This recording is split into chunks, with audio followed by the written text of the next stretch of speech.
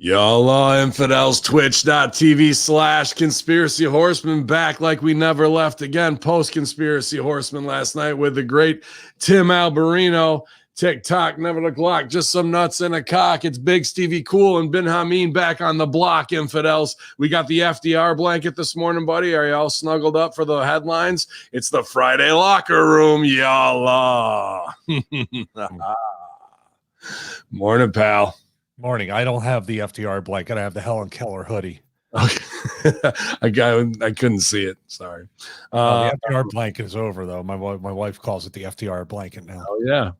Oh, yeah. It looks great, man. And looked like a comfy picture, cozied up with Odin this morning on Instagram. Gave that one a quick like. Yeah, Stevie Richards, you guys, for all of the handsome bastard / cat photos you can handle. And all the motivation as well with the morning workout show. I'm sure he was wake up show. He was out there this morning getting everybody motivated audio style, but glad to have you back, bud. Oh, glad to be back. We went, it felt like a very long show, but it went by pretty quick. Before I knew it was 9:35.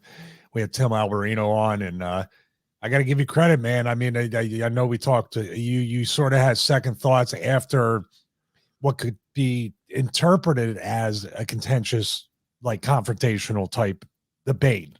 Right. But I think you did more to promote the book by being devil's advocate, no pun intended, and by really talking to a guy that really, I've looked at the interviews and we experience it too. We get the echo chamber, and that's why we try to keep ourselves honest amongst ourselves. And having Tim on and having you and Sal as the atheist. Well, Sal's an agnostic. I mean, he got diagnosed last week. Yeah, I say he got pigeonholed. Sorry to cut in AA with the bits, and he says for SRF he's gone from 230 to 220 since October 1st, man. That's awesome. Yeah. Just consistency. That's all it is. Yeah. Sorry, you were putting me over. I was putting you over. Yeah. That's a locker room thing. Even if I was talking about Odin, you're like, sorry, you were talking about my match. Yeah. No, I think it pops up when we have religious debates or faith-based debates, or even stuff of terrestrial, extraterrestrial, or potential origins. We're having popping on it myself, and then you and Sal, not on opposite sides, but just opposite perspectives, where we all come together. And don't think that you're not really truly people confuse. And I think Alberino is one person that is a Christian. I can make that assumption, is a Christian, but also a critical thinker. And popping on to myself are too as well. We live in a society where the stay in your lane, I did it on the morning warm-up, stay in your lane has such a negative connotation of, my God, I'm a Christian, so I have to believe in God, and I can't believe in that. You put up all these different things that are, quite frankly, just created by man for control. And that's the thing with me, and I believe what popping on, and even Alberino, is the fact that man exists to control, the fact that these people, these idiots, I should say, these morons in power, and that includes the Vatican, who try to clamp down the control because they know they're intellectually inferior and they need to use fear porn. Otherwise, why would, if the Vatican has our best interest in heart and wants to really show us the truth, why is there miles and miles and miles of archives that are hidden from us? And even the Book of Enoch. And I heard the Book of Enoch. I didn't say I'm a Christian and I can't. I'm fascinated by the Dead Sea Scrolls, the Book of Enoch, even the repetitive story of the son that has been resurrected and risen. It's in Egyptian times. It's in, I think even Atlantis has a story of that. There's Mayans, South and Middle America, all these different ones.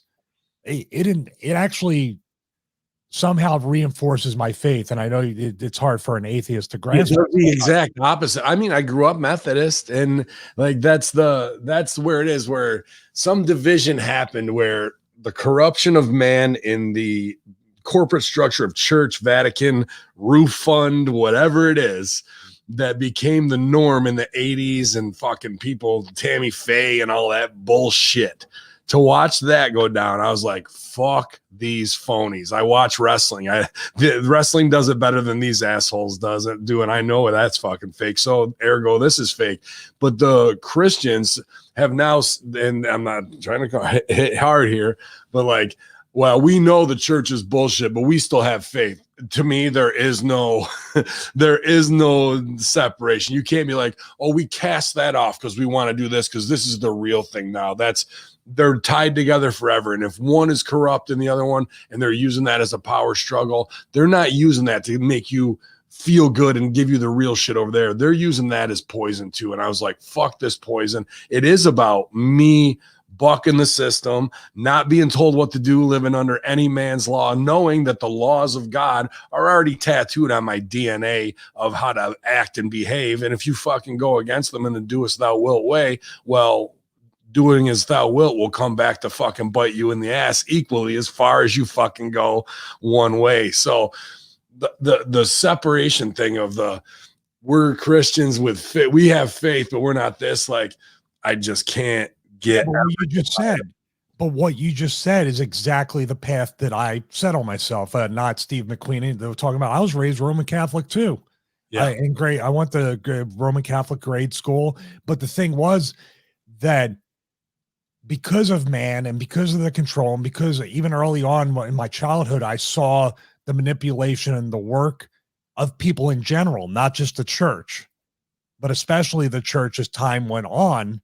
And trust me, people from Philadelphia who I went to Catholic grade school with and grew up Catholic even after that and went to church in my teens and even into my 20s as I was wrestling and I would go back to church, I'm probably completely excommunicated. Now, these kinds of behaviors are the things that make my journey and conversations with God personal.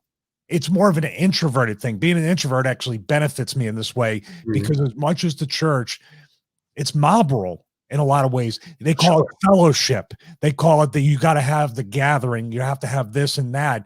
You have to come to the building, even though they say God is everywhere, but you have to come to this building. That always pops. Dude, that's all business. I said it this morning of comparing it to fitness brands. What do fitness brands are very much like religion. As a matter of fact, there's a guy I worked for that they treat him like, he literally said, people think I'm Jesus. Let's not think religion. All religions are cults. No. Yeah, all religions are cults at the end of the day. There's no doubt about that. Some just got more developed and accepted. No. This is just what I say because it's very much in line with religion. Miracles, fitness industry, miracles, quick fixes, instant fixes, instant solve solutions to your problems. Pray, and it'll just happen. Now I do pray. I don't get, you know what? I don't say I never get on my knees. I get on my knees when there's somebody else suffering and I pray to God, please help this person, whether it's my wife having a bad day or anything. But what I do is sit in this chair or lay down next to Odin and I have my conversation. So it's not very much like a Hollywood thing. Like Alberino said, these are a lot of Hollywood type interpretations. Let me get back to the fitness thing. The fitness thing is promising people weaponized hope like religion does. Listen, if you buy my program, miracles will happen. And you'll just do 21-day fix, 90-day, your life will change. They don't want to hear my story where I say, when someone goes, your program doesn't work, I did it every day. Well, what the fuck are you eating? Are you getting enough rest? No, it doesn't matter. You never said I had to eat right. Or I say, hey, it's going to take you longer than 12 weeks to get it. I just have to put 12 and 16 weeks because that's the boundaries of this game. I wish I didn't need to play that. I wish I could call it SRF, Stevie Richards Lifetime Fitness, because you better be able to do this for the rest of your life. Yeah. That doesn't sell shit. I'm weaponized hope, and there's a certain faith that's put into fitness people too that's almost definitely misplaced in a lot of ways, because even as a believer, even as somebody with faith, I still don't put any man on this earth above me. I learned that the hard way through wrestling, the heroes that always fall short. Am I making any sense with these analogies? 100%. No, yeah. I'm very independent, and that makes my faith in a way stronger because I choose to have it through there. And I realize that evidence and other things, but in my walk of life and what I experienced, the evidence to me is profound. I'm not a Superman that these injuries paralyzed other people or never even came back to even get into shape, but I did. There's an element to me that I'm being looked over and things happened, and I'm not lucky. I'm completely blessed, and I need to use what was given to me for the most. Now, you might interpret it as, hey, you're lucky you're still walking, even though you broke your neck a couple times. Make the most out of it. Who cares? The end result is still the same. I can't disagree with that.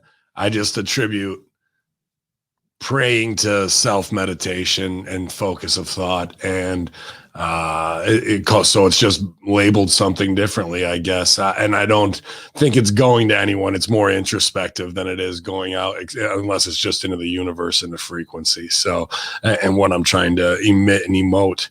But yeah, man, there's the beauty of it. I can't meditate yet. I'm terrible at it. I pray, but I can't. Now, if people go, well, I need to work on that. There's a part of my spiritual journey and my mental and emotional journey that's sorely lacking. And I noticed that. And in the beauty of this lifetime experiment where your body, mind, you can call it your body, mind, heart, I call it soul and spirit along with it.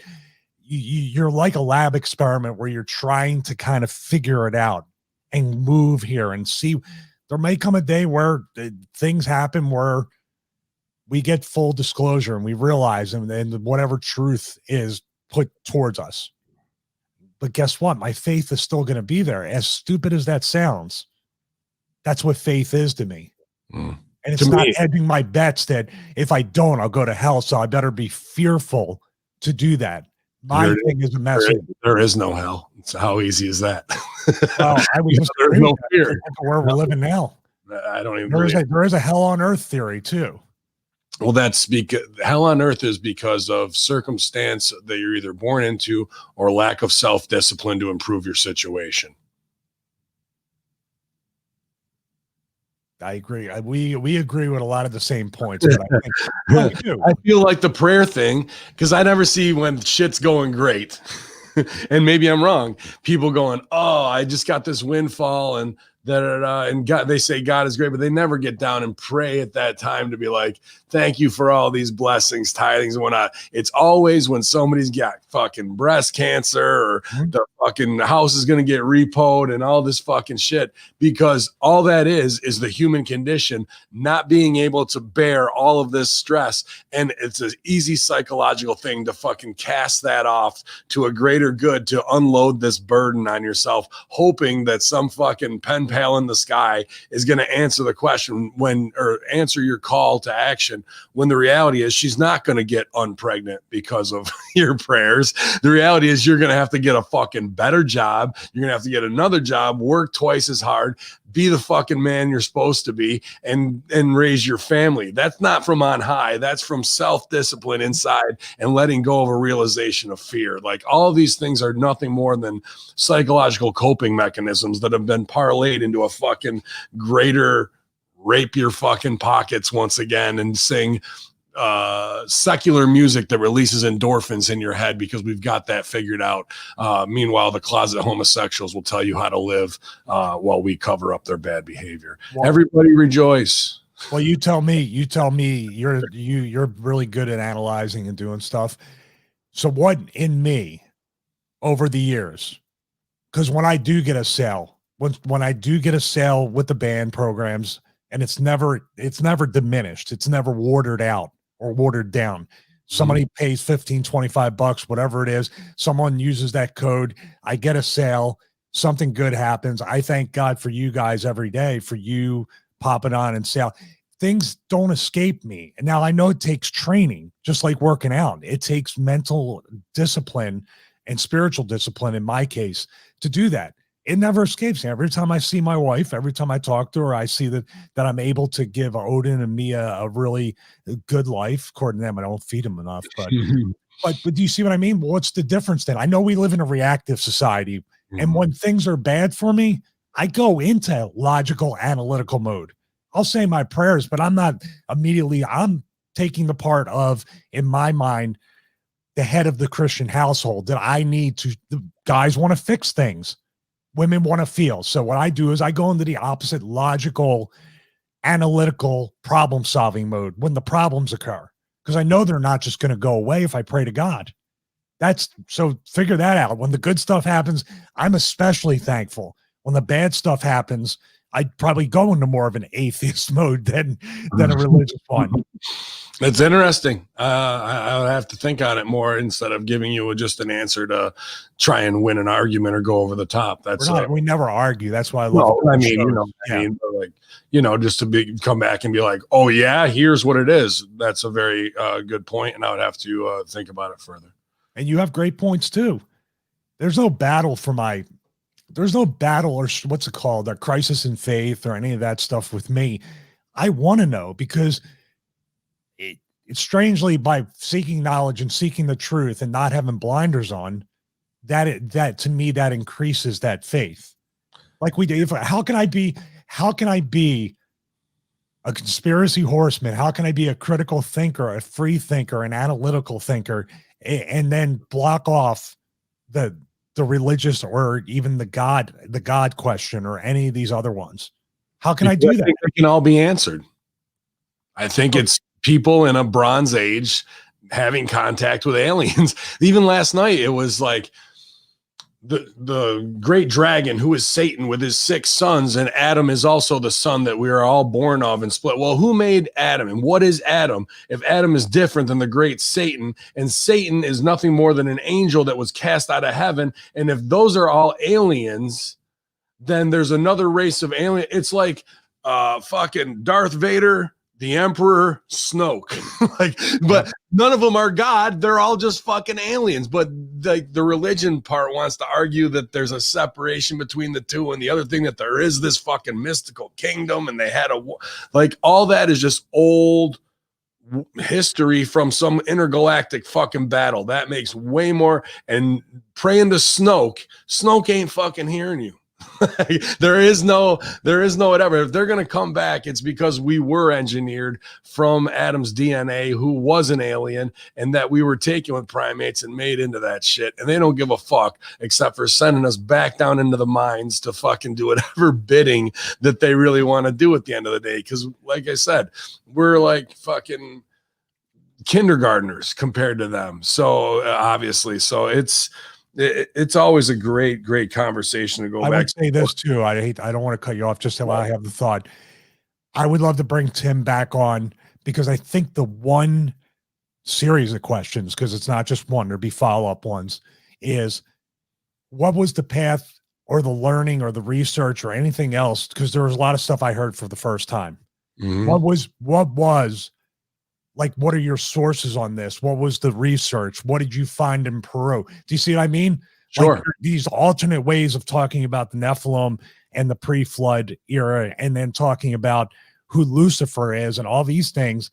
I was really interested of, wow, how did you get this? Is there a scroll from the Vatican that you stole? Oh, yeah, that's what I'm saying. Dude, could you imagine him in that library? That's his dream come true, because regardless of the cool shit he does, it's really about, for him, finding ancient texts and lining up knowledge in a timeline of story. I want to know the process. I want to see how he veered left or right from this story that's as old as time right now. Yeah. That's why it's great to have a brilliant mind on there, where we do the locker room side of it and tear him down to be one of the boys a little bit at the same time. Yeah. I missed a dude. There's a boss last night that went by me when we were talking about Crowley, and he was like trying to bury Crowley, which is absolutely fine. But I go, wow, if Crowley really wanted to have illicit sex and do a fucking bunch of drugs, he should have just stayed in the Vatican. He never should have left religion. He could have fucking done as much as he wanted to behind the scenes and had as much gay sex and cocaine, because that's what they got going on right now. But yeah, man, I appreciate you, the W. See you this morning in there, joining us on YouTube. I think all your points are super valid. Yeah, so pro wrestling. After all that. And now pro wrestling.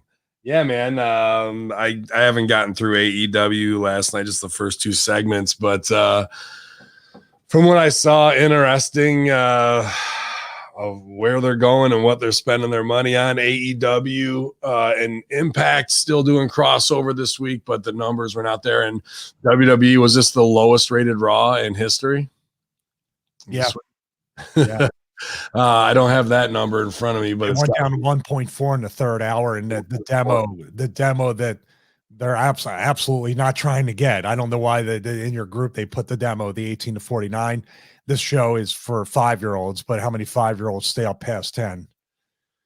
Yeah, one 49-year-old that doesn't stay at past 10. Yeah.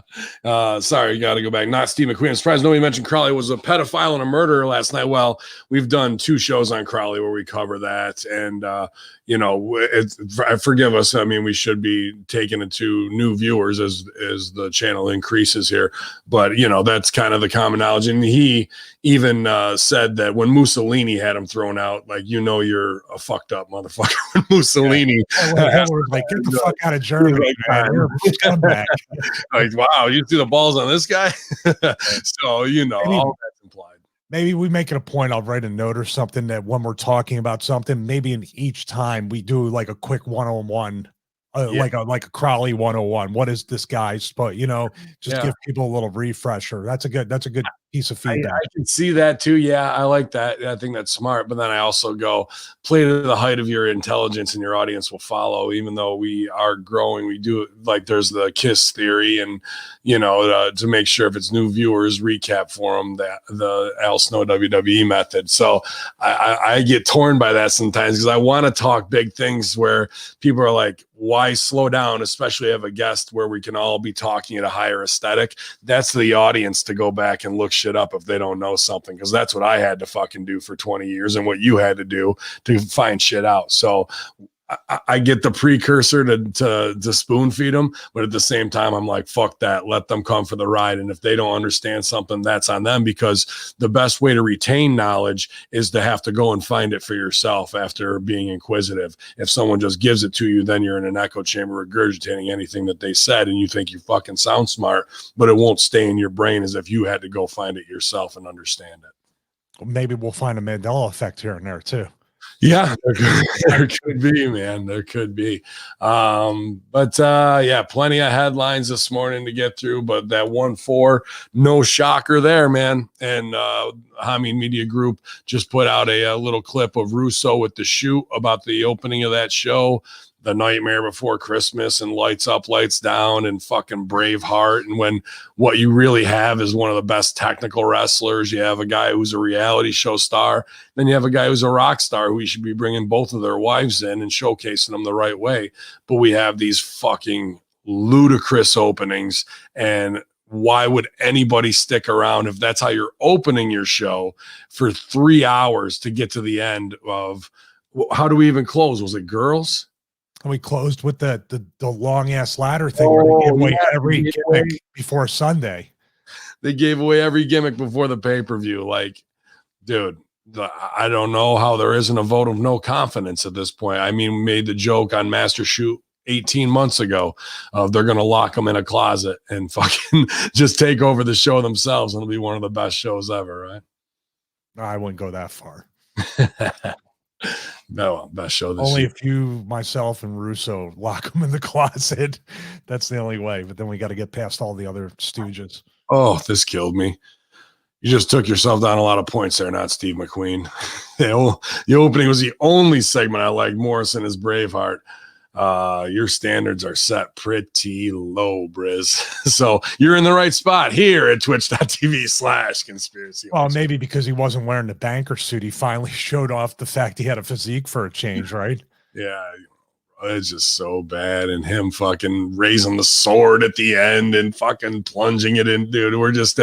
We are at, let's go play in the backyard, Timmy, and I'm going to be this and you be that. And then we'll put it like, that's what's getting on TV, bro. And I've said this often because we all deal with our parents as they age. And I've seen it with some of the elementary school teachers for decades that have been at the castle that were my mom's friends, saying the most like asinine, ridiculous fucking Nancy Brown things as they hit about 66 to 68 years old. They're on the backside of the mountain, and some of them, by the time they're 70, you got to treat them like they're 6 to 8 years old again, grown adults, because the things that come out of their mouth and the life lessons, whether it's their mind starts to go or it's just too comfortable in the locker room, and they don't even realize, or they can't operate in the information age properly. The things that come out of their mouths, like, okay, I have to treat you like a 8-year-old handicapped special ed kid for the rest of your life. Like, everything you say has to be quantified with like, they're old and fucking crazy, like, and meanwhile, we still give these same people positions of power, from Nancy Pelosi to whoever, when they're the same fucking. At one time I heard my mom had what do you call it, fucking cancer in the neck there, the thyroid, pretty easy to fucking but like they're all around in their fucking morning coffee and click, and they were actually agreeing that the rise in cancer in our little town was because they ate snow when they were little kids. Like, and all of them are like, yes, that's I believe that too. Like, I'm going, I just had to look at the fucking room, shake my head, and walk away. As they're pouring a pound of sugar into their coffee. Yeah. And I'm just going, I'm like, this is where these retired women's minds are at. No matter, you could say the most ridiculous shit you would ever want to say, and one will go, oh yes, I've heard that. I heard that too. Oh, and now it's bias. What's that, dude? Confirmation bias. Oh, bro. So that's who we're dealing with, when we have to have these arguments about why is he dressed as Braveheart? Why is the guy coming out of the store? Why do we have to make whiskey jokes? Yeah, we're going to get some whiskey after this match. Yeah. Like, brutal. Okay, well, my father, my in-laws are around Vince's age. It's completely different. This is definitely a case of lifestyle. This is a case of lack of sleep. This is a case of other triggers to the chemical makeup of the body. This is a lifelong habit of the supposed red badge. I warn you about this at a young age. Yeah. This red badge of courage with the 18 to 20 hour days and no sleep and production. I know you have to do it right now, but you see what I'm saying? Like, it's almost like he thinks that nobody will respect him if the guy actually works smart and not hard. It's an amazing thing where you can live in this day and age. And essentially what I do is kind of create, I support everything and I work, but I kind of create a passive income in a way. I do work, I do stuff, but it's only to further the future of it. Vince, I think, still, he thinks he's hungry because he's putting in 20 hours a day, but 18 of those hours are like the operation of a madman, not cognitively or like clearly thinking. Right. So like, give him 2 hours to really create some good shit. And then the other 18, maybe he's sitting in front of a TV watching movies and TV shows and going out and seeing what's going on in the world. Those 2 hours of creativity per day. I think writers shouldn't be locked up in a room for 16 hours every day and flying on a jet and not getting your mind. The young guys are acting like crazy old men too, because they can't rest. You can't sleep on my plane. You can't do this. These stupid fucking rules. We need to, like you said, uplift everybody. Get rid of it. You talk about tired old tropes that Cody talks about with wrestling. The tired old trope of testing the wrestlers to try to make them do worse and have bad performances after you're paying for full-time work. Full time. What are you trying to do? Dude, the business has been self-sabotaging since before I got into it. Mm-hmm. It needs to change. Yeah, and the cast mentality and group work is the only way to possibly do that. But well, they work themselves into a shoot too. I remember, like, no matter how much talent I had, how good I looked, or the quality of work I did. Well, I haven't, Tony Gray, I haven't won very many matches this year. What the fuck does that mean anything? But they worked themselves into a shoot. Yeah, he's lost. And even a guy in his 60s and 70s who you respect the hell out of is talking to you like a mark on the street. That's how the business died. Mm-hmm. Mm-hmm. So I like what you're saying, that Vince needs a handler where you get everything set up for him and he has to digest it in a 2-hour time frame, because you're only going to get that little amount of brilliance out of him, because anything past that is going to sabotage the rest of the fucking work if he stays in the helm as the Mad King. Yeah. Because right now at 1-4, bro, he should be fucking calling Russo today and going, how many zeros, pal? 7, 8 zeros, 100 million. Come on. Vince will have so much fun and be excited again if you say, hey Vince, what are your 2 best hours of the day? Let's get you in, like maybe right after your workout. We'll do the creative session in the gym right after your workout. You're drinking your shake. We'll get everything going. We got an hour or 2 to go, and you're done for the day. And then you take it from your grandkids. You could fucking go car shopping, whatever you want to do. These are your years. These are the ones. Don't worry about wrestling anymore. You've put your time in. Aren't you thinking that way? I'm thinking that way. And at 49, I'm thinking, how can I maximize the use of my time? And when am I my worst? Obviously, even on the Horsemen, when we go at 7:15, I'm running on fumes because my day starts around 2:30, 3 a.m. That might sound crazy, but I'm also going to bed at we're getting ready at 6:30 or 7. We're farmers' hours. So, but I know I do my, what's farmers' hours?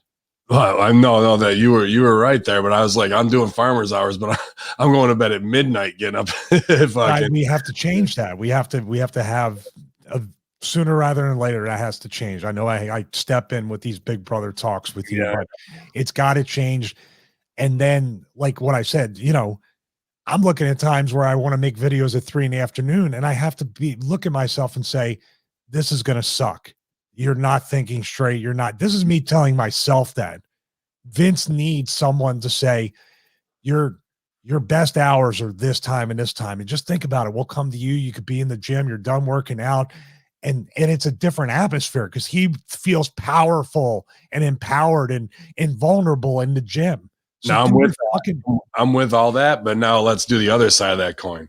How do you bring him down from 16 hours now that he has, where he's usually meticulously going over everything and and overthinking it and making things way worse? How do you neutralize him during that time to keep him healthy, wealthy, and wise? Well, the first thing I would do is if he's lifting or doing cardio or anything, you put a movie or TV show in the gym and he's got to watch it during his rest periods. And it kind of is there for him catching his eye. You trick him into being inspired. You trick him into it being work. Like, you got to watch Scarface. You have to do this. This is what we blocked off these movies and TV shows, or I want you to check out. I want you to go to this, check out these BLM riots from 4 to 5 or whatever when we're in town. Like, you make it a work trip for him. I like it. Yeah, you have to frame his time off as creative enjoyment. No time off. You have no time off. No time off. It's like, this is the refocus for your creativity to be reborn. I like that. Because it may be me pushing him around in a wheelchair in 5 years. Yeah. We're gonna put the FDR blanket on him and a little cigarette. And you're gonna be Marilyn Monroe too, in a dress. It should work this time. You put your hand on his shoulder, he'll look up to you, goes, "You are a proud gay American." You'll be like, "Yes, I am." That's the one thing. Hey, no matter no amount of dementia, that will be what he remembers.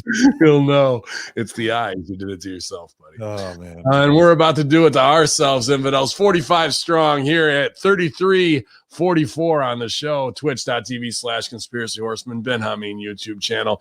Appreciate everybody in the chat hanging and banging this morning, having a good time. Seeing MSG was first of the chat this morning. Old Adler's in the house. Adam, no agenda. I like that. Ex-Butcher. Not Steve McQueen, always on the scene. Dave Moriarty checking in on YouTube. Bester, Frank's Pickle Barrel. Ask Piers Austin from all the way down under, and the Wrestling with Tragedy crew. Appreciate them. I saw Angel in here as well. ECW original. Buckshot Kid Tuttles. The W had something to say, but I know he might have checked out. Tech Examined. check out Stevie's YouTube channel, you guys, if you want great tech. He just got a bunch of new mics from Rhodes and setup. So, Team Rhodes going strong over here, man. But appreciate all you guys. Rat Salad Review in the house, too. I got this, by the way. Chris Young. Also got this. Da Vinci Resolve. Oh, yeah, the Da Vinci Resolve. Old school video editing buttons. Had a great deal if you bought the studio version, which I was going to buy anyway. That's how I did the Rocky opening and all that stuff on the free. But the studio version of Da Vinci Resolve, if you bought it back in November, you got that $300 speed editor for free. So basically, it was basically one or the other was free. So I was very happy about that. Cool.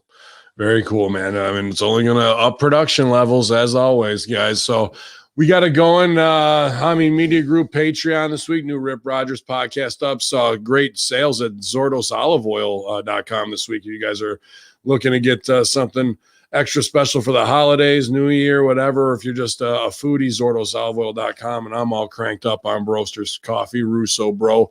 This morning, man, love the Broasters medium roast there. I appreciate you getting the Vince Russo because that's what we get a kickback on, but it's the Nicaraguan medium blend, and I think it's their best one there is. Stevie, I've prolonged the pain as long as I can, pal. All right, let's do it. All right. How'd the mic sound, by the way? Everybody sounds like excellent. It sounds excellent, man. It really does. Little difference. World's biggest microphone. It's like bigger than Russo's. Yeah. Mike Envy, pal. God, I need a bigger microphone. We can't have a bigger one. Right out of the gate, last night was Impact, but Impact Wrestling suffers big drops in viewers on Access and Twitch from last week. Tuesday's new edition of Impact drew 177,000 viewers on Access, according to Showbuzz Daily, which drew a .04 in key 18 to 49. Was ranked 143 on the night on the cable, top 150 and 134 in the night for viewership. These numbers are down from last week's show, which drew 221,000. So they're down 20% with a .08 rating. It's down 50% in the key demo. Last week's episode ranked 96 in the top 150. So they've fallen far.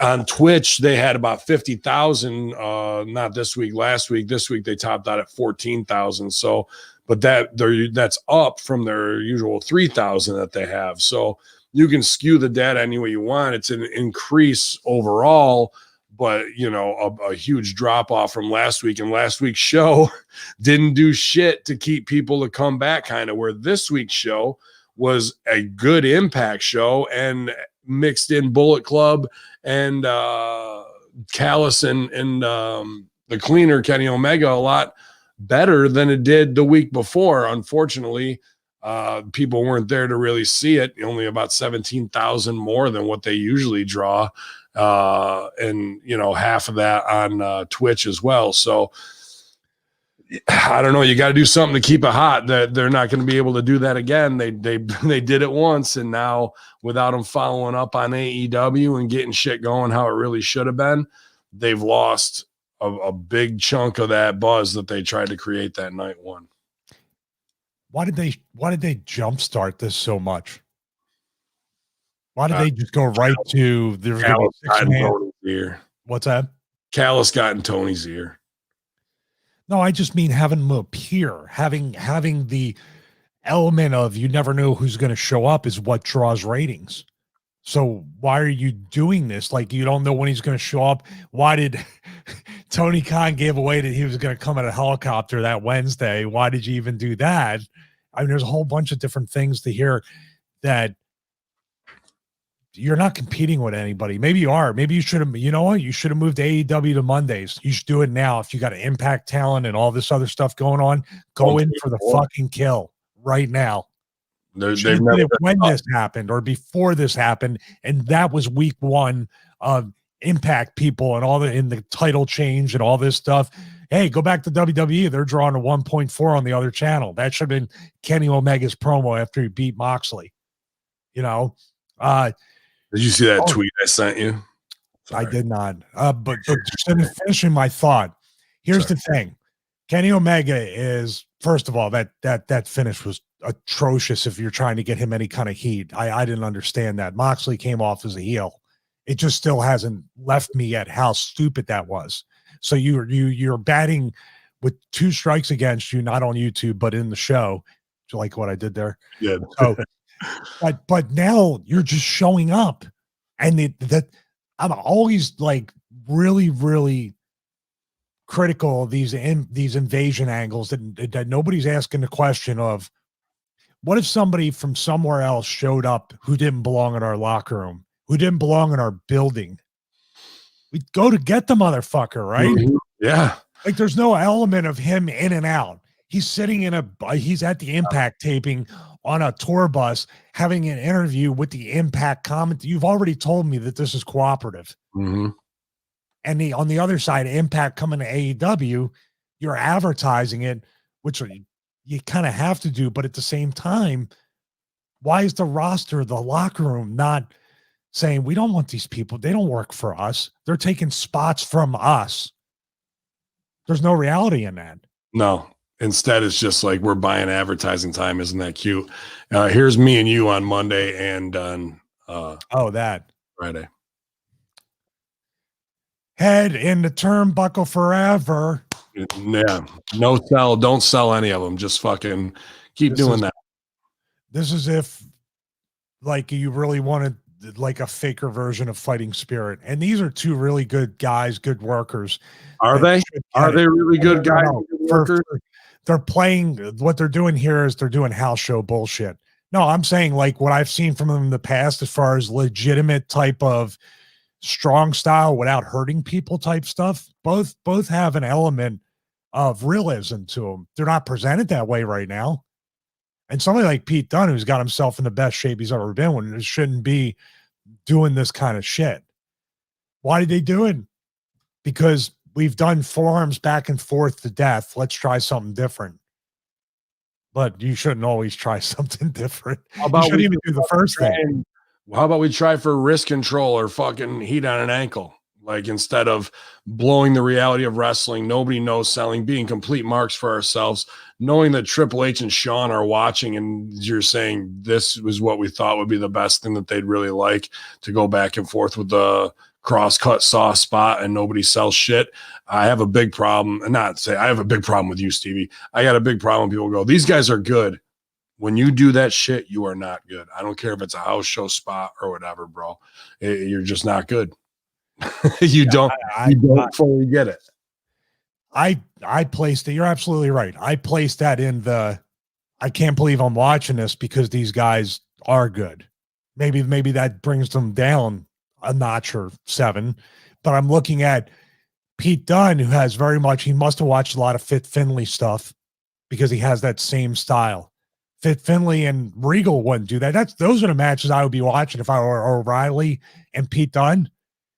Finlay and Regal. Even when I go back as a worker, I'm like, holy shit, these guys are killing each other. Those are the hardest hitting matches I've ever seen in my life. And they never ran the ropes half the time. Yeah.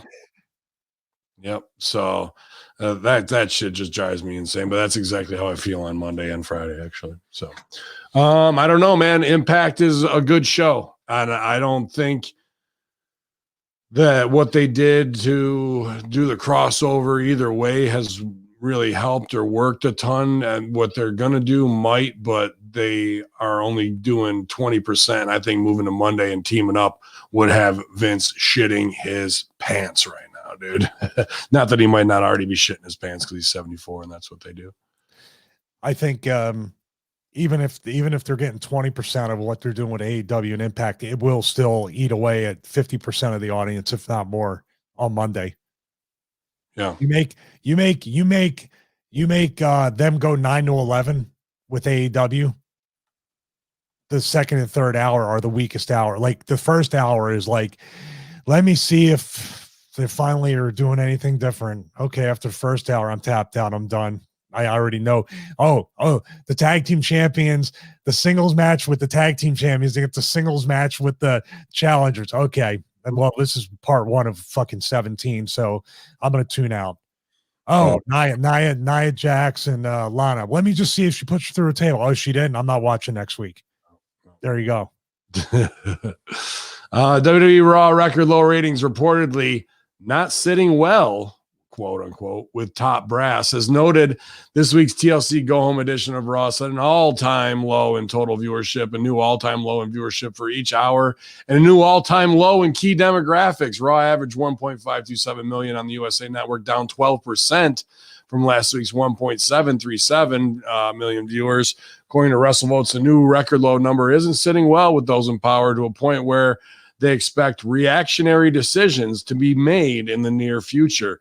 For this week's show, the first hour drew this, that, and the other, yada, yada, yada. This week's Raw was down 26% from the exact same time last year.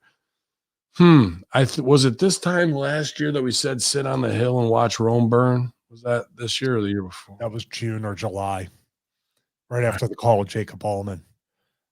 Well, but we made it through the summer, and then in October we kind of threw our hands up, and I think said we're going to watch it burn. And 26% is pretty good, burn, I'd say. The old Vince McMahon wouldn't wait until the near future to make the changes. What are you waiting for? And here's the best part, and this is probably another press release. So your answer to this is not looking at the creative from yourself, meaning Vince McMahon, Bruce, the writers or the agents or the infrastructure or whatever management level stuff, the agents, the producers. No, we're going to blame it on the talent that we tell exactly what to do. They're the ones. It's not the creative. It's not that Story Time or Nightmare Before Christmas is a bad idea. It's just that Miz and Morrison all executed it wrong. Keith Lee is the reason why we lost 26%, even though he's only been on TV for 3 months. Mm-hmm. But am I wrong? They're always going to have, and they're looking for another guy. Yeah, that's a versus job right now. We got the other guy. Like him learning shoulder block, tackle, drop down, leapfrog, and getting that high spot drill wired is going to make him into that. You know what I mean? And I got something to talk to you about. But they're hired. They want a lead writer so Bruce can kick that guy to the curb and save himself another year. Here's the lead writer right here, and when the kicking comes, we'll see who's sitting by the side of the curb. I'll be right there telecommuting with you. I'm down with it, man. I'll bring you on and right there with them. Me and Stevie got something to say to you. Life is short. Oh, we actually don't. We have too much work to do. You eat your pudding or whatever. I gotta say this, dude. Just somebody brought him up on that Impact show. Swinger stole the show, bro, with one walk on. There was a lot of good on it, but he came in, he did Brizzods instead of Rizzats, fucking made the girls uncomfortable, and then he found the big wad of cash he goes, the house is up, daddy, and fucking took the kayfabe payday out of somebody's fanny pack. So he stole the scene. Absolutely. If you talk to him, please let him know that he fucking absolutely killed it. I will. And trust me, as we said before, these people are, you want to talk about ones that aren't good workers. Those girls are not good workers because they legitimately do not like that gimmick, and they are. Can you imagine? Like, that's what it is. Nobody can get heat. Like I remember the days of, hey man, is it okay if I just no, fucking here's one more for you to shoot on me. Just say this. You know what I mean? Yeah. Like you're telling guys what to say to shoot on you. Now it's like, I bet your Brizzods will be gone in 2 weeks. I don't think so. I think it'll be gone in 2 weeks. You want the Brizzods to be gone, and then the Rizzats to come back. Young Rizzy. Swingers on Cameo now for $25. Wow, that's a great deal. Hit him up, you guys, because he definitely stole the whole show this week, and there was a lot of good on there, like I said, but he fucking killed it. Backstage update on Lana's WWE Raw status. Rumor on Top Star returning at TLC. Lana's expected to be off WWE TV for several weeks As noted on last night's Raw, WWE, we saw him do an injury angle with Lana after a win over tag champ Nia Jax. She noted that she suffered devastating injuries to her elbow and leg in the attack by Jax and Shayna. Lana was pulled from TLC. The Raw Women's Champ Asuka will have to find a new partner to challenge Snacks and Baszler for the titles. Regarding Lana's status, Mike Johnson from PW Insider via Pat Buck reports the word coming out of Raw is that she's expected to be off TV for as long as 3 to 4 weeks. While WWE is teasing that Asuka will team with Dana Brooke and Mandy Rose at TLC, there are rumors coming out of Raw that the angle seen on Raw was done to set up for Charlotte Flair's return on TLC on Sunday, presumably as Asuka's partner. Flair return at TLC has not been confirmed. It's just a rumor at this point. Flair's been out of action since June after taking time off for a minor cosmetic procedure, which he's been expected back in time for WrestleMania and pointing at the sign. Stay tuned for updates. Is she hurt? Is she off? Or is this Miro's tweets? And finally, they're like, fuck this. We got to take her off. She's too rotten. The funny thing is, if you had this intention of cooling her down after you know she was getting over, you just wasted how much money of USA Network? Mm-hmm. What is again, $9,000 a minute or something? Yeah, I think, yeah. Well, $2,100 a minute. 1.38 million a show. Yeah, I think it was $2,100 a minute. Yeah, I still wish they would teach women how to sell without crying. Like you're getting beat up, you're a fighter. I've never seen a UFC girl cry as she was getting beat up. No, you never seen it. Only after the fights.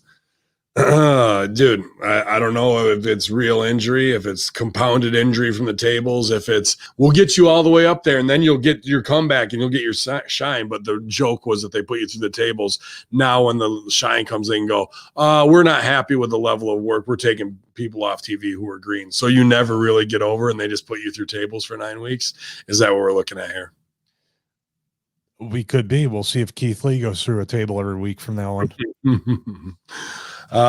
This one got me. I was going to save it, but whatever. WWE writers reportedly asked to name underutilized superstars who could shine. WWE officials read that again.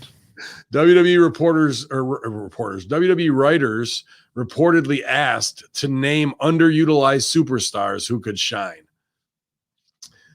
WWE officials recently asked a group of creative team writers to make a list of underutilized writers that they can feel could shine if given the proper opportunities. Well, what the fuck is that? Well, the list had a wide range of names on them. WrestleVotes reports that nearly all the list included 5 different superstars. Those stars are Cesaro, Angel Garza, Chad Gable, Peyton Royce, and Carmella. There's no word if WWE plans on doing anything with these lists or if pushing the superstars mentioned, but it'd be interesting to see. Cesaro has been referred to as one of the most underutilized superstars on the roster for several years now. Angel Garza has been featured in recent Raw vignettes with a mystery love interest while working WWE main event matches. Main event the show, not on the card. Gable is currently working in a SmackDown storyline with Otis as his teacher. Royce is working in a WWE main event storyline with Lacey Evans as her partner. And Carmella is feuding with SmackDown's champ, Sasha Banks, will challenge for the title at TLC. Cesaro, Garza, Gable, Peyton Royce, and Carmella. That going to draw viewers back? Is that a rhetorical question? I mean, well, how about you tell them, yeah, hey, writers, by the way, you work here 80, 100 hours a week. Can you make up a list of people that are underutilized? Shouldn't everybody be utilized if you're on the roster? Isn't that the fucking point of being on the main roster, not being underutilized, not being a less than talent? So, you know, the thing I think of too, it's one of those things like I was kidding around last night about, oh yeah, it's like the tribute for the troops in Iraq and the RVD story. It's voluntary. Yeah. It's voluntary. I don't want to go. It's voluntary. You know what I mean? Like, hey, why don't you give us a list of names that you feel are underutilized? And then if there are people we don't like, you have heat. Now we can play some more games. There's always something. Shouldn't Bruce and Vince and the upper management already know who's not being utilized? Is there a bigger indictment that you don't even know who's on your fucking roster and you need someone to tell you? And Cesaro's been under contract for 12 years. Yeah. I can't wait for him to be little Cesaro, the pizza guy. Chad Gable's going to get over and draw people for you. Like even the list with the top 5 stars, it's laughable. Like it shows that they're completely ignorant to what it takes, that this writing team of 30 people has just got to be called, because a team of 5 to 6 could write the entire WWE universe from pay-per-views, Raw and SmackDown and NXT, and tie all the business in together and do it, and for social media and for fucking marketing presentation. So they just really are at their lowest level with the most ignorant crew they've probably ever had in the history of their company since maybe 1980, not even 1980s, I would say.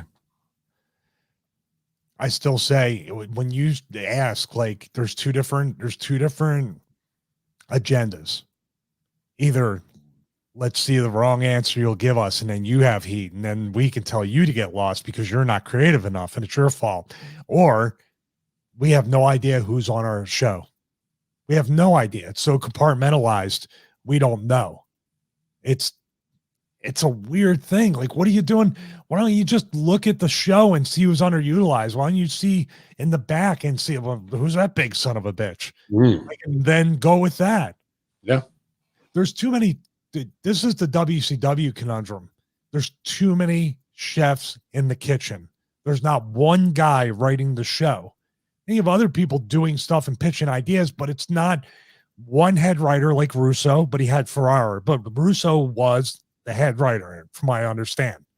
And then you have one owner of the company, a booker promoter relationship where there's only one of two people to go to, not 25 writers. And then we'll look into it and this and that. And you can't go here, or you're getting released, so we're walking you out. You can't see Vince. And it's a waste. I said it earlier. We only have so much time to do these things. Why are we wasting it with this red tape?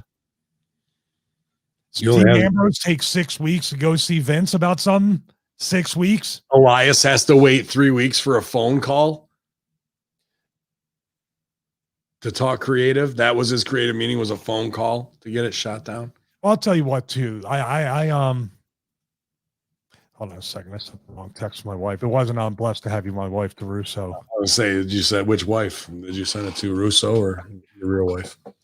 So what I'm saying is, like, lost my train of thought about this, but it's just so stupid all around. You're not getting any business done, and it is mental masturbation and jerking each other off or jerking yourself off egotistically to say I'm this and that and the other thing. And here's what I was going to say. This is what pissed me off when it started to change. Mm-hmm.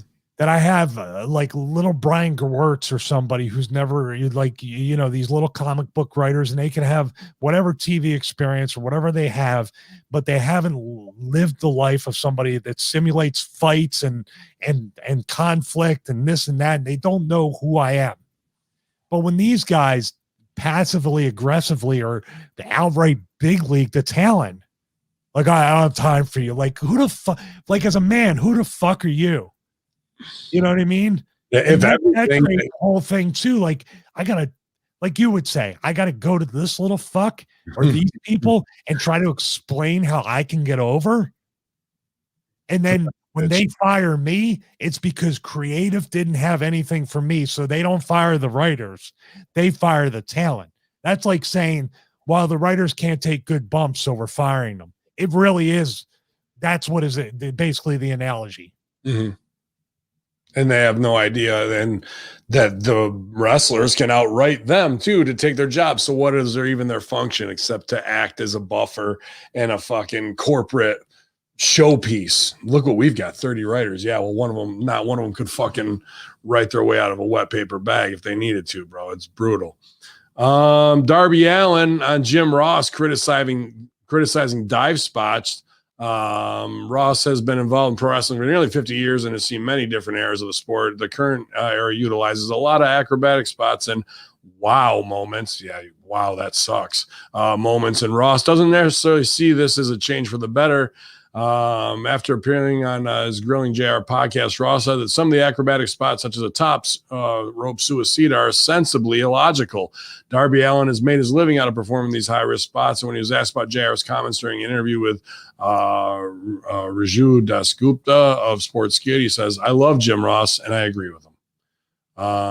So whether he does or doesn't, regardless, he knows when to shut the fuck up and say what needs to be done. And that's more than I can say for a lot of people on their roster who are indie kids who don't get it, when what Ross said is absolutely 100% true. It echoes everything we've said on Russo brand and the Hustle Rip Rogers says on the FR podcast. I mean, verbatim. So Darby, I don't think it'll change his style, but people are, you said it, and a couple others saying, watch Jim Ross be out of a job instead of them changing. Well, they've been looking at Mauro Ranallo, from what I understand. There's your replacement.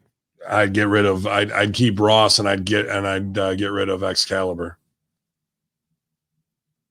Well, if they weren't going to get rid of him after the last deal, then he's not going anywhere. I guess maybe. Well, JR might want to talk himself out of a job, or talk himself into a consultant position where he doesn't have to go to TV. Maybe he's sick and tired of traveling, putting his mask on, having to do all the bullshit, and then sit there, and he could probably be there all day telling guys stuff, and then when they go out there, they don't put it in practice. And that's frustrating. Yeah. But he gets to go to a Jacksonville Jaguars game every week if they're home. So what can you do? Yeah, maybe you can parlay into getting that gig. Russo said, he goes, if people think that Ross is shooting right now, wait until he's not there anymore. Be nonstop, unload on him. And Khan is not doing himself any favors. Jake Roberts has missed AEW last night due to illness and power washing the Performance Center. So, he's in on that paying dues thing. Unfortunately, I won't be able to appear tonight due to illness, not COVID. These days, we all have to be on point. Looking forward to seeing everybody in 2 weeks. In the meantime, keep an eye on Lance for me on AEW Dynamite. So I'm not sure what he's got, but no Jake this week. And no Jake on Impact either. Jake Chris says he's no longer with Impact Wrestling. How'd you like that one, Stevie? As reported, Jake Chris revealed on Twitter this past week he'll no longer be under contract with Impact on January 1st, 2021. In an update, Chris now tweeted he's now free agent. Chris wrote, "It's official, free agent, #motivated." We saw them kind of be taken off TV when his brother was released from the promotion in June after the #speaking out movement. And, Jake was kind of on the shelf. However, his wife, Nevaeh, is now with Jessica Havoc, that Ohio versus everybody crew. And they're in the finals of the women's tournament. I believe they're going to go over on Midget and Jazz, because that'll be the best. That'll be the right thing. Yeah, dude, this is going to be interesting because I can't see WWE walking into a speaking out movement thing to pick up both Chris brothers.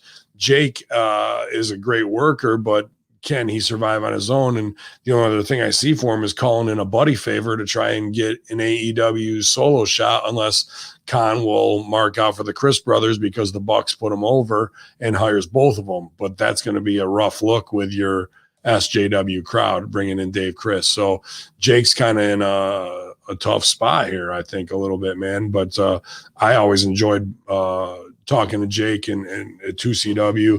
Dave is kind of a little bit of the weirder of the two, but they're brothers. So I'm not sure how things are going to shake out for him, man. I hope well. Is this part of my impact segment? It could be. I mean, this is you just go. You put all the time into Ohio versus everyone, or Ohio, the Chris and Callahan and all this stuff, and then they just fade away. Mhm. Like there's no return on any of this stuff. Well, they even put Madman Fulton, who was their enforcer, after the speaking out shit, they spun him out, put him with Ace Austin, and now Ace Austin hasn't been on TV, and neither is him for 5 weeks. So here's the point: is these guys aren't even under contract. It's pay per performance basis, and next set of tapings, we're going to write them off. We don't need them. We can't afford to bring them in. Whatever it is, one of 100 things. And these guys are just sat on the shelf. They're all back to square one at this point. No, that's exactly what it is. It's just like, well, or maybe like he's been here a while. Let's get rid of him before he asks for more money or any of this other stuff. It's a crazy pattern that they just keep repeating. There's no like AJ Styles or anybody else that was there forever that you can say these are our flag bearers. This is a flagship talent or character that drives our show. You might think it's Moose, you might think it's whoever. I don't even know if Moose is there anymore. You tell me all the time. Sami Callihan, I don't forget it. Like it's just a weird time. And also, like you said, everyone else has at least canned noise, real noise, but the Impact shows are completely silent, and it's just weird. So nobody's really getting over. Not at all. They should have me up there on the 1s and 2s. I'll play hip hop under everybody's matches. It makes a good time. But yeah, Heather says they've got Austin Theory, Jordan Devlin, and Velveteen Dream under contract. So why wouldn't they bring the Chris brothers in at this point, and Riddle? So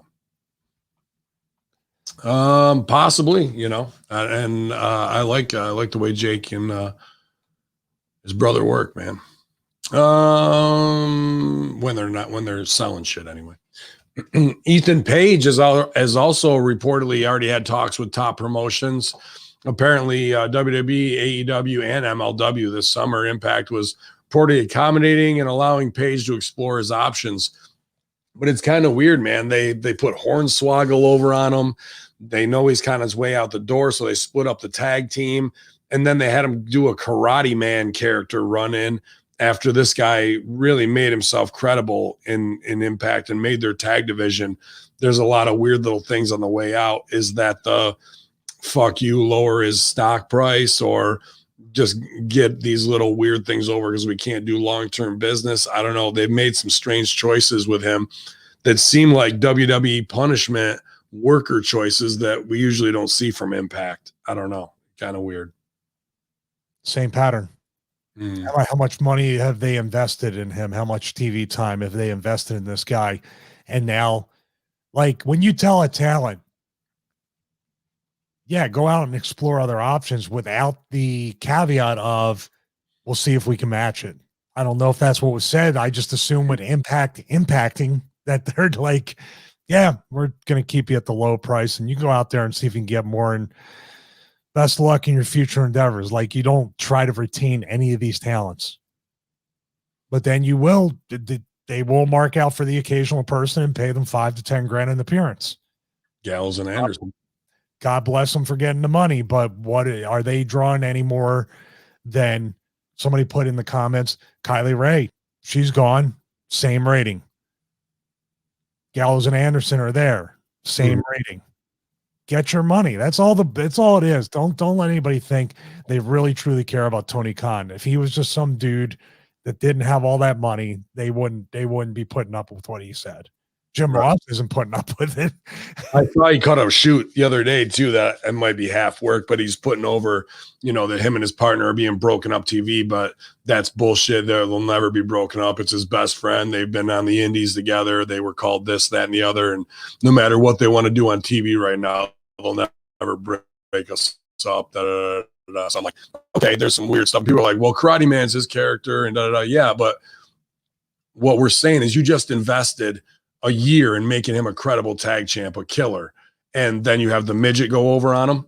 You could have had him go over. The joke was done with the AJ Styles with Hornswoggle. Then you need heat, so you have him go over on Hornswoggle in a vicious way, building it. Instead, it's choices like Hornswoggle going over that are like, okay, you're going to do biz what we tell you to do because you weren't loyal. Okay. And then the next week, oh, we're going to take you to a Karate Man thing because Good Brothers did so much money. You got so over. Let's do that. And like, oh, okay. But the reality is they're fucking over the gold, which is him getting in incredible shape and being a marketable heart foundation, to be honest with you, like 2.0 kind of, or Team Canada or whatever it is. Like, they had something there, and now some weird things are happening.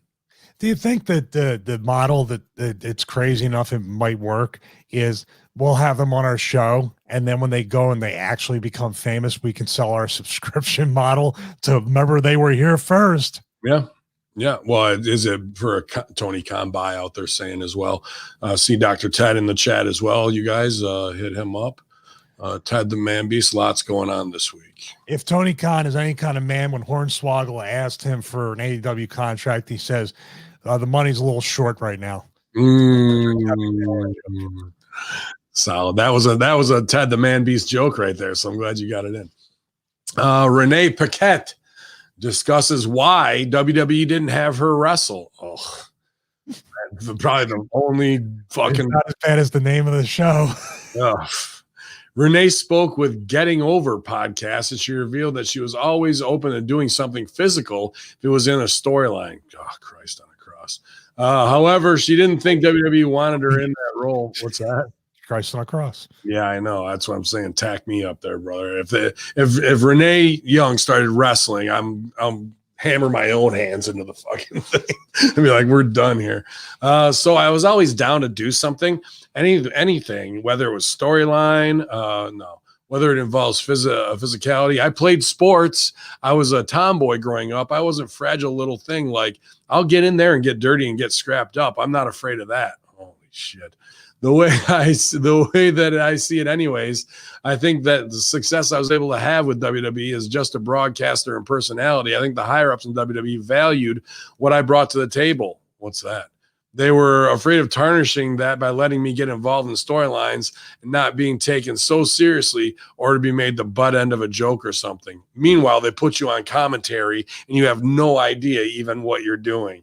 Not the butt end of a joke, the skills you bring to the table. What is that? You are the hot blonde backstage trying to do Gene Okerlund's job at a 10% level because you have zero credibility in the wrestling game. And only the fact that you married Moxley now makes you a fucking viable property. Like, nothing more than another communications major talking head who looked pretty on camera that Vince thought could be something. Like, there is no what I bring to the table. What do you bring to the table? That struck me because as smart as they think they are, they're so fucking stupid and so easily worked. Absolute one-to-one analogy. Someone came up to me unprovoked, by the way, after, I had quite the losing streak in WWE, the losing streak. And they came up to me unprovoked and said, do you know why you're losing so many matches over the past year? And I was like, well, do I have heat? That's the worker in me. Oh, no. No heat at all. As a matter of fact, we're trying to get a ton of sympathy on you. Ton of sympathy. The more we beat you, more people are going to love you. That's what they're telling her. We're just protecting you from, we don't want to tarnish anything. Your amazing skill as a professional wrestler, we don't want to tarnish that. Or your amazing skill as a commentator, we don't want to tarnish that. Dude, this is fucking sleazeball fucking parody, like Hollywood agent lines, right? Yeah, dude. I love you, baby. His voice like Sal. Yeah, dude.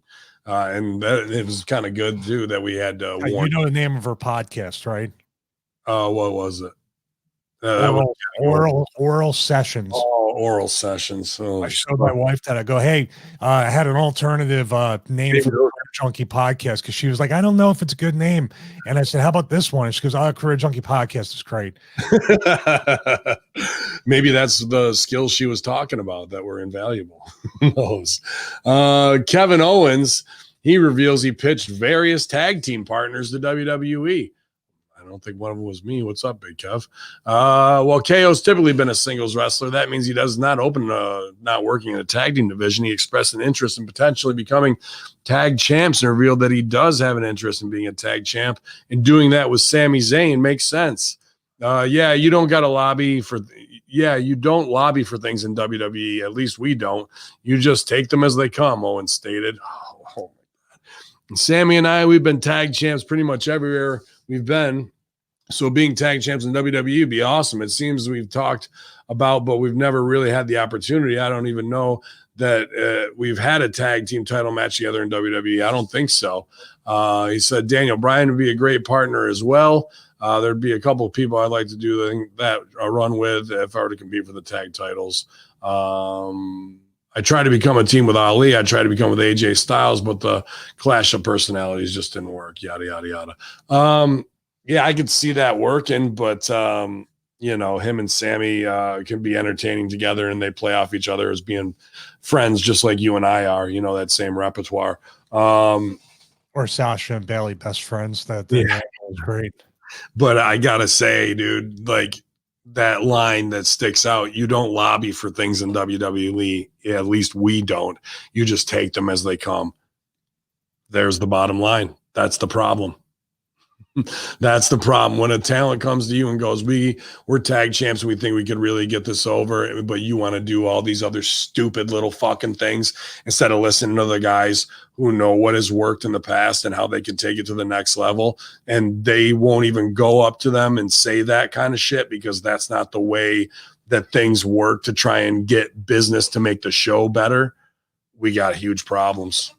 And it goes, but we can't even get it to the ring to let it happen and fall apart there. We can't even, there's no communication where you can't even pitch something for yourself to the writer staff.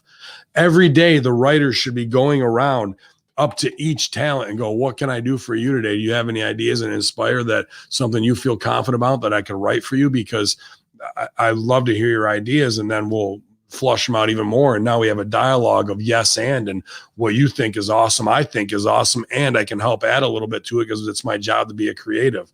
We don't even have the foundation for that, bro, to be able to do that. What the fuck? I asked the question again, what are they doing in their 40, 60, 80 hours a week? What are the writers doing? I don't know. We're working on their oral podcast.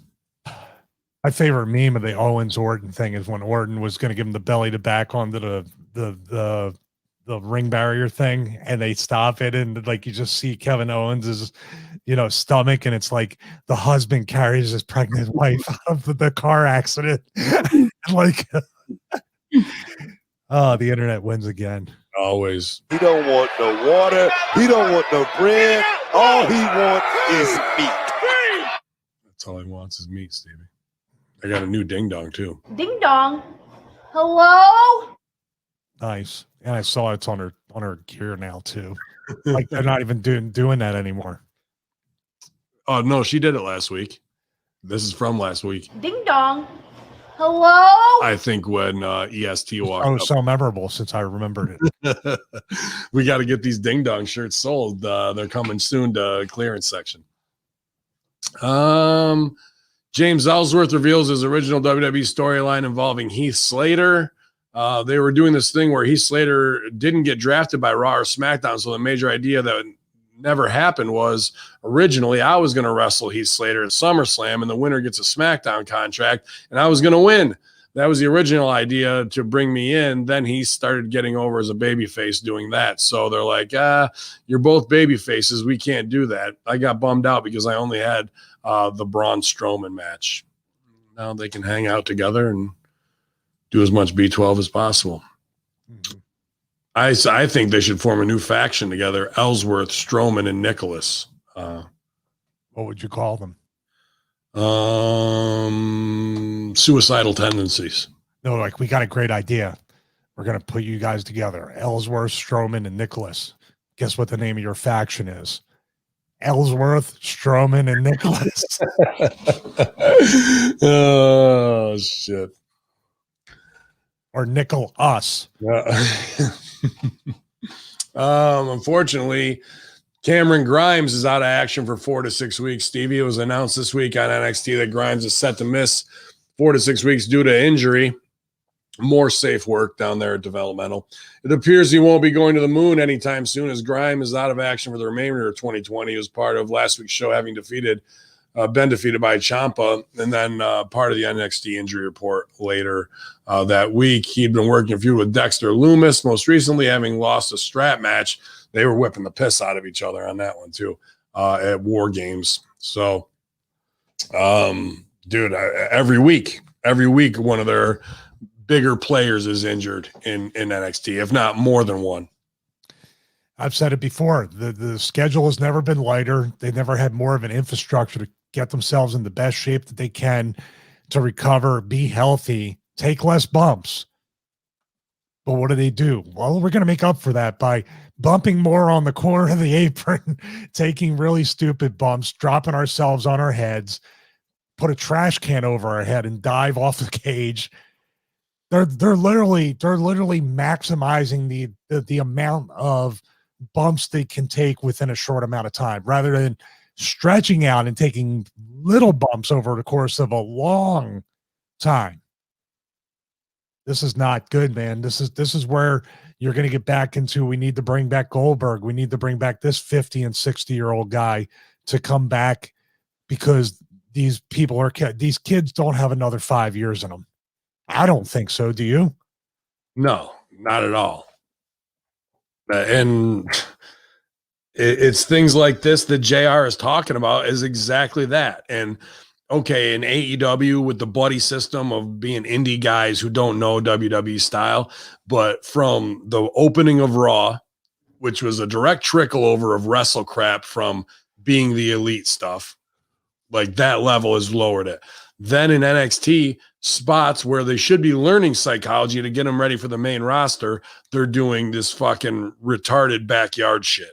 And now people who are on the payroll that you've invested a lot of time and money in, are getting hurt doing dumb shit. But you're going to yourself, who are the agents here? Shawn Michaels, Triple H, Bloom, Scotty Too Hottie,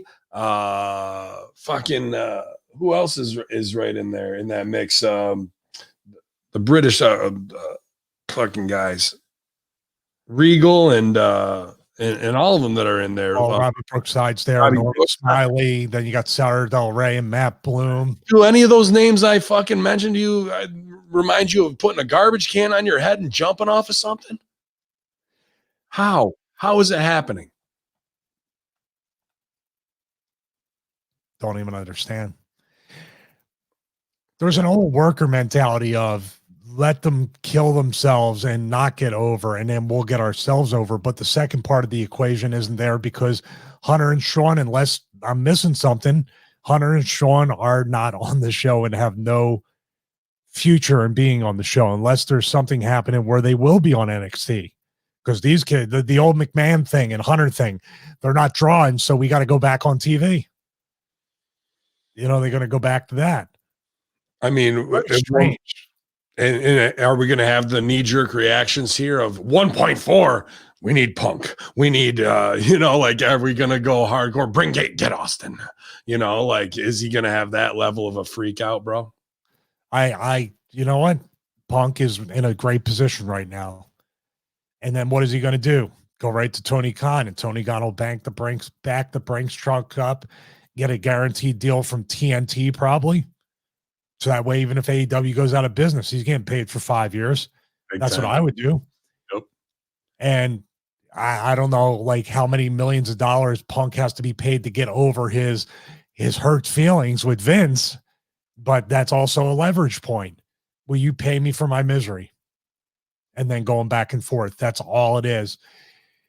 I take back what I said earlier. Remember I said about crowds and impact? If there's one place that should not have people for the false positive, it's NXT. Let them wrestle with no crowd reaction and see what happens. That's true. The false positives. I thought you were going to take back all you said about praying and all that shit. I got excited. No. John Hartnett fired up this morning over EST in the chat room. Appreciate you, Johnny Blaze, having a good time with us last night with Tim Alberino as well, man. Tune in here. We're 55. We're up to I get beat up. You said to Magic call time Kim Petard EST. Kim Petard beat up for less than that. Remember he went into the McDonald's or the Burger King and beat everybody up. Shit on everyone. No apple pies. What the fuck? Rumors on scrap plans for Molina's WWE return, Stevie. Mike Johnson via Pat Buck reported in September that Molina was headed back to WWE. However, she has yet to appear. That one actually probably came from Hamin. She even denied the rumors on Twitter, leaving many to wonder what transpired behind the scenes, if anything. Former wrestler and TV personality Johnny Fairplay told Keller that when he hung out with Robbie E., known as Robert Stone in WWE, caught wind of what was supposed to happen. Wow. Fucking stooging, like putting names out there in your stooge, bro. Not good, Johnny Fairplay. Apparently, Molina was going to join the Robert Stone brand in NXT. He said, I hung out with Robbie 2 weeks ago, and he has no idea what he's going to do. His plan was to bring in Molina and manage at NXT. She had to have surgery or something. They're not using the guy, which is a shame because fucking Robbie E is exactly the facilitator to get talent over without having him have to do any of this dumb shit. Robbie E is fucking brilliant in his character work, and there's 1,000 things you could do with him with every talent on the roster, and he's just sitting there waiting for Molina. Molina is going to come back and be the one like out of nowhere, dude. Like these little nostalgia things, like anybody's going to, like even NXT fans who are kids now aren't going to know who Molina is from M&M days, bro. Here we go with that writer that loved the dirt sheet with Miz and Morrison. He loved Molina too. He loved Eminem. That's when that dude, whoever his idea this is, that's who's bringing these people back. That's when they started watching wrestling, was 2006, 2007, Eminem in the mix. I'm glad there's no ECW people there. Although I'd love to see Sandman and New Jack on Raw and the Thunderdome. Yeah. I would love to see all that stuff. Watch that, right? Yeah. That would be something. It can't be any worse than a 1-4 with a fucking Braveheart in the ring, bro. I'd actually like to see Sandman come out dressed as Braveheart. That'd be fucking solid. Whipping us. Yeah. They'll never take my Bud Light. Cody and Brandy. Never mind. We'll come back to that one. Even though you know it already, everybody knows it. Raquel Gonzalez says Halloween Havoc. That match put her on the map. It opened a lot of people. Wait, I assume it was in October, but what was this? Halloween Havoc happened? Raquel Gonzalez has experienced a breakout year in WWE as part of NXT. If War Games is any indication, she won't be stopping anytime soon. In a recent interview with Scott Fishman, Gonzalez feels that the Halloween Havoc match as she had against her frenemy, Rhea Ripley, helped put her on the map, thus kickstarting the string of success. She goes on to put herself over, and to be honest with you, I wouldn't know her from any other girl on any indie show ever. So wait a minute, you were looking at the wrong map. No, that's map. The other map over here. God, bro, stop doing interviews, all of you, please. Stop killing your character. Is she a heel? I bet she's a heel. Is she a heel? No, she's got a frenemy. So is that the new term for like heat with a person? Like, oh, they're frenemies. It's okay. Yes. You're friends, but enemies. It's you and I fighting over the existence of God. Winner gets to be an atheist, or the other person has to convert to Christian. And we're still friends at the end of the day, but we're frenemies when it comes to this. I want to tell you about it. I'll tell you about an angle because Swinger and I bring up Swinger because this is where wrestling needs to go. Swinger and I always kidded around that our tag team name would be Chiseled and Grizzled, even before he did this old school gimmick, which isn't a gimmick. we literally were going to fight. Like we said, man, we got to work an angle with these guys, maybe hopefully on TV, these big guys or heavy guys or whatever. And if they lose the match, they have to work out with us for a month and eat like us. If we lose the match, we have to go and eat at a buffet with them.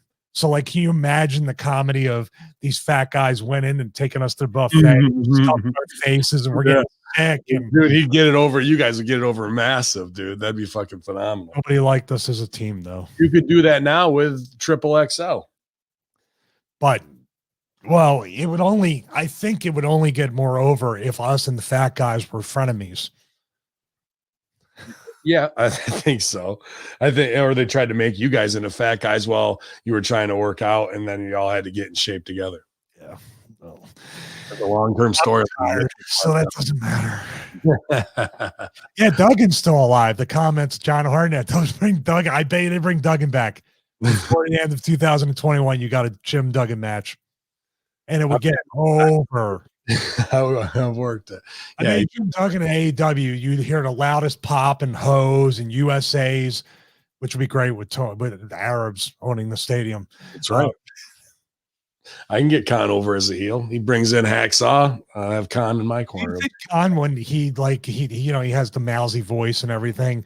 When he exactly when he does the promo, he turns to Tony and goes, he starts talking in full, like, heavy Saudi Arabian accent and real fucking like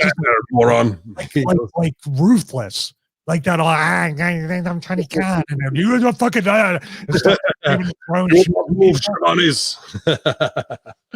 good stuff. Yeah, 0 bumps for Hacksaw. That's for fucking sure. And over. I'll attest to that. Unfortunately, 2 wrestlers were pulled from last night's Inner Circle 14-man tag team match, Stevie. Well, what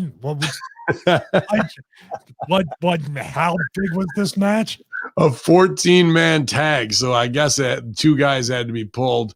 They made the decision, to keep it simple, the decision to pull Wardlow. Because that he couldn't be in it because of a family matter. So, but yeah, I guess that's so they pull Hager too. Pull Wardlow, I mean, as well as Brandon Cutler from the opposition. So Brandon Cutler, tag. So just a 12-man tag. I mean, I was gonna watch it if it was 14, but now that it's 12. Don't they trip over each other when there's only 2 of them in the ring? Everybody get together so we can dive on you, bro. Oh, Jim Ross's favorite spot, huh? Gather up, and it kills me. Everyone, they didn't know, they don't know old tropes and shit like this. And this is an old hunting term. Everyone's like, Jim Ross said they cluster up like coils on the outside. It's cluster like quails. Quails are a bird that flock together, so when they take off, you can fucking go pull, and you can blast 2 at a time because they're clustered up that way. When you kick out a partridge, they're usually in 2s. But these are old timey John Wayne things, like my grandfather used to say, cluster like quails. And the SJWs of Chicago think he says cluster like coils because they have no idea what a chop wood, carry water, go hunt for your fucking food mentality is. It makes me laugh. Let me ask you a question. When the quails are clustered together like coils, does another quail that's on top of the tree dive on them? Yeah, he comes down and gets them all. All right. Oh, shit. Oh, idiots. Our final story, Cody and Brandy Rhodes announced they're expecting their first child, Stevie. So another new gimmick for her. Cody and Brandy Rhodes are having a baby. The AEW Power Couple announced it on news on TNT this evening in a video package that saw Cody and Brandy unwrap a Christmas ornament that said, "We're expecting a new baby due in 2021. Their internet famous dog Pharaoh was also rocking a bandana that said, "Baby security and training." Congrats to the happy couple on the announcement of their first child. Check out the video below. Wait a minute. Didn't they announce it on the TNT show? they're sitting there while they're standing there decorating the Christmas tree. Then they sit down on on a couch together, open up a present, and then it's an overhead shot of a Christmas ornament that says, "We're having a baby." But didn't John Moxley just do that like 2 weeks ago? I think it's super important to keep announcing that you're pregnant and stuff on TV, like, because it has a lot to do with TV. Like, what are you gonna do? Like, she just threw water in Shaq's face and acted like a huge bitch backstage. Jade Cargill broke her arm and she's in a fucking thing. Now she's pregnant, can't work and pay it off. So we're just going to do a pregnant Hallmark Channel reenactment spot. And that'll be the new thing going forward. So Jade Cargill, Shaq Heat, that's gone. New baby on the way, mad bills to pay. That's where we're going in this one. Remember the Nightmare Collective when we were all part of that family? How about when I used to manage Awesome Kong and was going to cut your fucking hair off with this, that, and the other? Hold on a minute while I put on a bikini 1 second. I'm a marketing executive. All praises due. Psalms 2:7.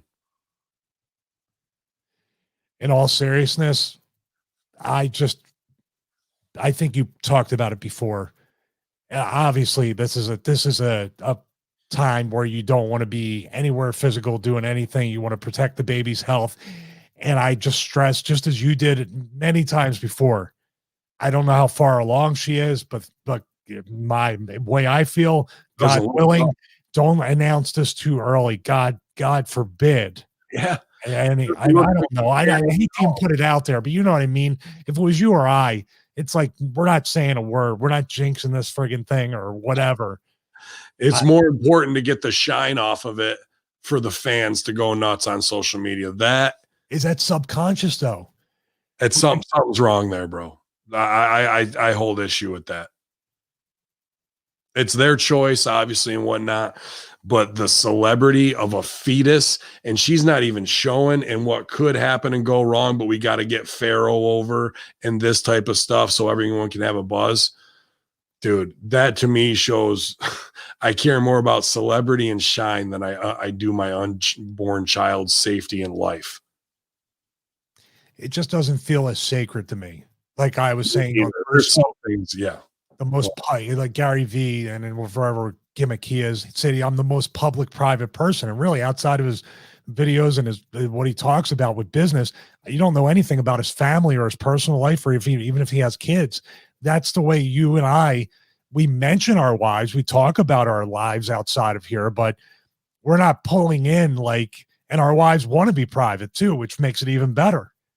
This whole thing in wrestling or anywhere else in general for this kind of, I don't know, it's kind of easy likes or easy traction, or what are you trying to do? Or is this a people magazine thing, like you said, with Taker and with the babies for the Bellas and this other stuff? Is everybody trying to line up and see if they can create the baby brand?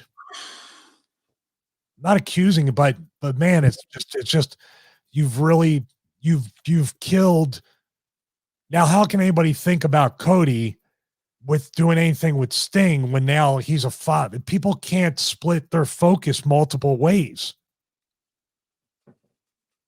100%. You're killing the creative by doing these self-serving things, man.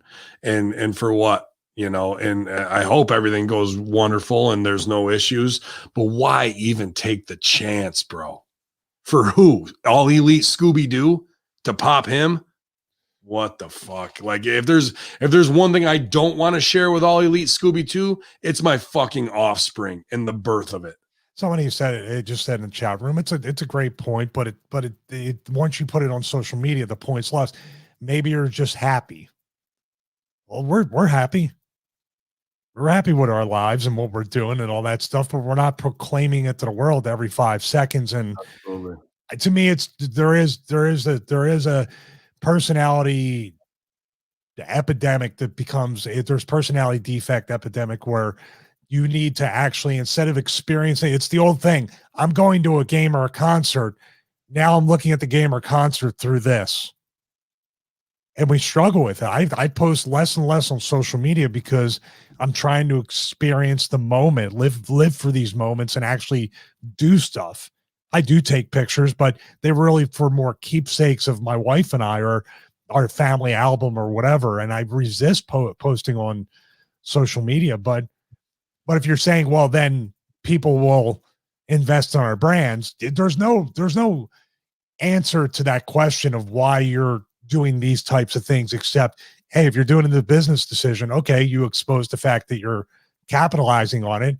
And if you're saying, well, I want to share it with the world, so you and I take issue with that, right? That's not Vanity metric.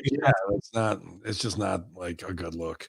Or the other option is go hardcore Hamin, old school ECW. They do the Hallmark thing, announcing a baby, and then Jade Cargill kicks her in the stomach, and it's all over with. And we have super heat. We have abortion heat or whatever, miscarriage heat on Jade Cargill. Maybe Shaq punches her in the stomach. Who knows? And Shaq's the top heel. I ain't gonna have no babies around here without me. Let me ask you a question. It might seem like it's an easy answer. Will she continue to be the bitch on TV, and will they have that match? You thought she was a bitch before. Wait till you get pregnancy, bitch. Well, but I'm saying, like, are we going to see the first pregnant women's champion in AEW? What? It sounds ridiculous. Yes, we are. Absolutely, we are. I just had to stomach that for a minute.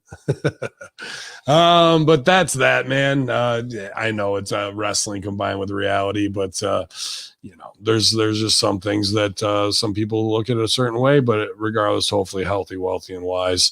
For the final thought on that, you put it on your television show. It's a feel good. Social media is one thing, but you put it on your television show. What's going to make a viewer watch next week when you announce that the woman that was supposed to work an angle and she's kind of being a bitch and throwing water in Shaq's face, now you want her to be the sympathetic mother? Is she going to be back on TV next week? Cody's working an angle, but now you broke up the entire continuity. And what did you leave us to want to watch next week? Like you said, maybe you want to make a heel. The heel comes in and goes, fuck you and fuck your baby, and walks off. Like, what? That's how you get the best thing to do. I don't care about your wives. I don't care. I'm a wrestler. This is a wrestling company. I'm here to beat the shit out of people, not pat you on the back for getting laid, pal. All that kind of shit. Like, dude, if you want to play reality, go reality with it. But they're not. This is just a vanity metric to ooh and ah to get congratulation tweets. And she'll be off TV. And in the next 2 months is going to be baby bump in a bikini photo. And then from there, maternity clothes where she gets a sponsorship that way. And everyone goes, you're glowing. Look at your glow. You're so beautiful. Oh my LMG. And all the girls who are heels on the roster will be going, Brandy is so pretty and beautiful, while they have to go out and heel out on TV. So they'll blow that as well based on talking about right on the same show. They will have a baby shower. That's true. Mm-hmm. Who knows? Eventually we're going to get a live stream of the birth on a wrestling show. They're calling for a Dr. Stevie gynecologist run in. So we're going to have to get that going too. Oh, y'all, man. And that is your headlines for the day, infidels. I feel about the same way as my man. Big Sally balls, man. But yeah, Stevie, we made it through another one. This is a low water mark. We saw the crossover and then a massive fall off with AEW Impact. Even though the numbers were up, I still got to call that like not a success. Week 2 to be able to retain with that much fall off. WWE, obviously an embarrassment. From their developmental to their main stage shows to their social media, and now AEW. I got to watch it and review it at 1:00 today here on twitch.tv/Conspiracy Horsemen. It'll be Light the Fuse with MSG and the Chris Silvio. So I got plenty of torture ahead of me, Stevie, while I do some Stevie Richards fitness. And Double A was in here earlier with the bits, down 30 pounds just since October, you guys. Let's get ahead of it together. I'm feeling Dana Brooks strong, to be honest with you. I've been going hard, doing SRF, doing precision boxing, and a little bit of yoga here and there to keep things loosened up, man. But what do you got in the agenda for today, FDR? I'm not quite sure. I know I got a lot of, I wrote it down. CTE will not defeat me today. But I'm not going to go back and lay down with Odin, although that would be great. And I got my proper rest after my workout. Other than that, man, StevieRichardsFitness.com. Obviously, Ben had talked about it, and Anderson and A. Anderson in the chat room. Down 30 pounds. Great stuff. Consistency is key. There's no miracles. On my video. There I am. We're back. You're there. You there? They shut Yep. the COVID cops shut me down for talking about taking care of yourself. Sorry. Like I talked about on the morning warm up. Also Stevie5, ForceUSA.com and DiamondbackFitness.com. Strength and cardio equipment. Everybody's building their home gym. So use the code Stevie5. We also have tons of reviews up on the YouTube channel on all the equipment we have there. And there we go. Down 130 since January. Big Evil Pops. Awesome stuff. Killing it. It's not right. It's really, as much as people want to say it's rocket science, and the people who create their fitness programs call themselves Jesus from time to time. It's really just simple. You just got to put in the work. It's as simple as just going to a gym or creating your own gym and working out every day and being consistent. There's no complication to it. There really isn't. I agree. Frank, you asking for, can I get Conspiracy for Dummies? You're always so behind the show, man. You just got to take notes and go down the rabbit hole yourself. Found knowledge is always better than me telling it to you, man, because I'm just a man like you are. And the only reason I have is because I go down these rabbit holes, and sometimes you're not going to get answers, but you can also look at the other side of the story, and what they're not telling you tells the true tale of what you know in your heart. You got to follow your gut and form your own opinions, because that's what it means to ride out with the Conspiracy Horsemen, not just being along for Don't trust what we say. Yeah. I mean, we get hit in the head a lot. What we say could easily be taken down in court with a decent attorney. Easily. But yeah, guys, the brosters.com, zordosoliveoil.com, the prowrestlingtees.com. A lot of great sales. You guys wear your shirts at your holidays so your family gets freaked out. And we'll be here the whole time producing plenty more. Appreciate all the new subscribers over on Russo Brand YouTube, and all the subscribers for the free month still going on over at russosbrand.com. We had a great time on Raw and SmackDown Review, even though the show was pretty rough. And then Master Shoot Theater as well on his Patreon is just kicking ass. So plenty of production to do this week. You guys hit that Rip Rogers FR podcast on the $5 tier. Right on patreon.com/Hamin Media Group. People are enjoying the hell out of that.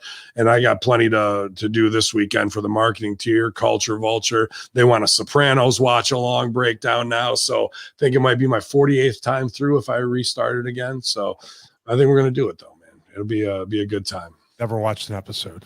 Well, it's about that time, man. And TLC this weekend, Stevie. God. I know you're excited about it. Why, you already saw it on Monday. Why do you got to watch it again? Because that's what we're paid to do here with Stevie Cool, Hacker Hamin, twitch.tv/Conspiracy Horsemen, hackerhamin.podbean.com, infidels. It's the Friday Veteran Locker Room. Yalla.